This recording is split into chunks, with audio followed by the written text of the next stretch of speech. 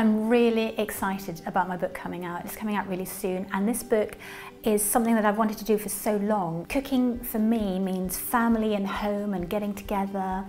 So I've put all of this into the book. It's really special. It's a really important book for me, and I hope you're going to love it as much as I do.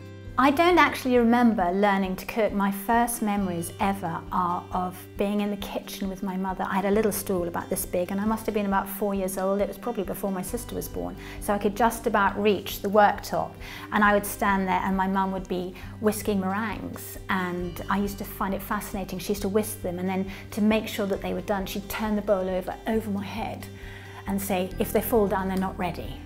And of course I'd always be terrified of this, but they never did, because they were always perfect, because my mum is an incredible cook and she made these wonderful puddings. So I was always in the kitchen, we were always eating. Our holidays were about where we could go for food. It didn't have to be the most expensive, it didn't have to be the best, but it had to be good food and it had to be fresh. So we would work our holidays around it. We would plan Christmases and Easters around food, because it was all about getting the food on the table and getting everybody sitting at the table. So my love of food started there, and it was only natural just to go into the kitchen and help out. It was really important to learn how to use a knife at a young age, you know, just to chop up. So all those things, it's just been part of me, and I think that's the most important thing. It takes the fear of cooking away. If you feel comfortable in your kitchen, you'll cook. The book, it's an amazing thing actually. I had been tweeting a lot of my food, and so many people would come to me and say, oh, I really love that recipe, can we have it?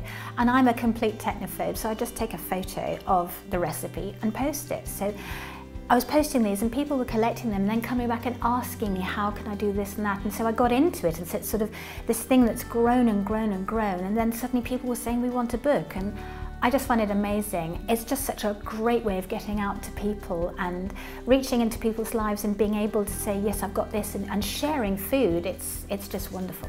The recipes I've collected from my family, so there are recipes from my mother, from my grandmother, from my great-grandmother. We've got a big mixture of nationalities in the family, so there's an influence of Scandinavia from my great-grandmother, who's Norwegian. My grandfather was French, so we've got a lot of French influences there. My father spent some of his youth in Spain, so we've got a lot of Spanish influence. And then of course the influences that I've picked up in my travels, where I picked up things from North Africa, from Greece. I lived in Cyprus for quite a while, so I put everything together in a big sort of hodgepodge and then created these meals with whatever I could find. I'm not a chef.